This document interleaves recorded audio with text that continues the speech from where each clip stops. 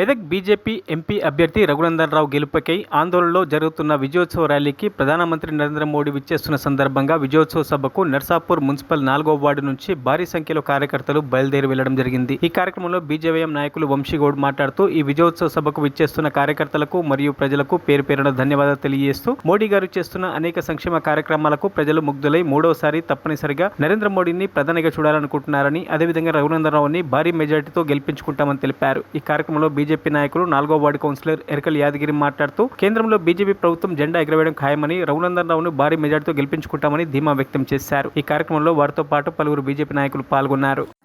అందరికీ నమస్కారం. నేను మీ వంశీగౌడ్, నర్సాపూర్ బీజేపీ నుంచి. నర్సాపూర్ మున్సిపల్ బీజేపీ మరియు బీజేవైఎం ఆధ్వర్యంలో 4th వార్డ్ బీజేపీ కార్యకర్తలను అందరూ మోడీ గారి విజయ సంకల్ప సభకు మరియు రగన్న గెలుపు కోసం పాటుపడుతూ కార్యకర్తలందరూ భారీ ఎత్తున తరలివెళ్ళడం జరుగుతుంది.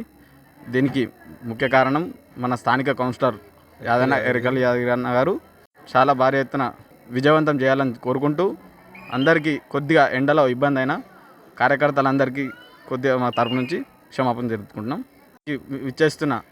ఈ కార్యక్రమానికి ఇచ్చేస్తున్న మా కార్యకర్తలందరికీ ధన్యవాదాలు. మరిన్ని అప్డేట్స్ కోసం మా ఛానల్ని సబ్స్క్రైబ్ చేయండి.